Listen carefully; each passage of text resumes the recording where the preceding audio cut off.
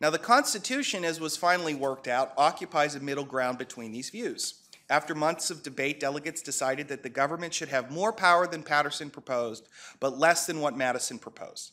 And furthermore, it would depend more on local perspectives than Madison wanted, but less so than what Patterson envisioned.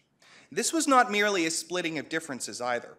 The framers sensibly blended divergent views, and you can appreciate this if you read Madison's notes on the Constitutional Convention. You can see them taking care to make sure that this compromise actually worked, that the different various pieces fit together into a coherent whole. And it was a remarkable compromise for America of 1787. This was a people deeply skeptical of centralized power and fearful of creeping monarchism. Yet they were in desperate need of a central authority that could deal with urgent problems. The Constitution gave the government enough power to meet the existing crises, but not so much as to overwhelm state and local authority. It also distanced the government from popular sentiment, but certainly not without cutting it off entirely. And over the ensuing 2 centuries and more, the American population grew from 4 million to over 300 million, and society changed, straining the original compromise and gradually forcing an effective revision of the governing charter. New problems emerged, and repeatedly the public decided that the power of the federal government had to grow to deal with new threats, and grow it did. Today, Washington, D.C. has achieved the scope of centralized power that was envisioned in the Virginia Plan.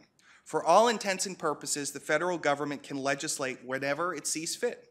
Rarely does the Supreme Court remind Washington of any constitutional limit.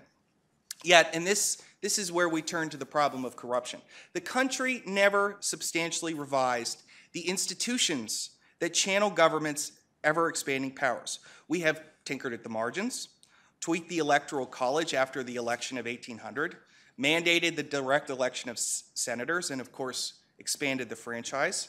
Nevertheless, for all of the growth in federal authority, the basic institutions remain largely as they were when the Constitution went into effect in 1787.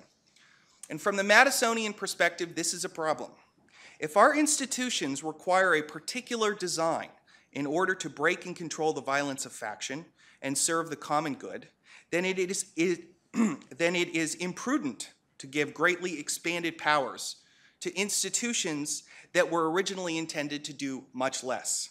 But that is exactly what we have done.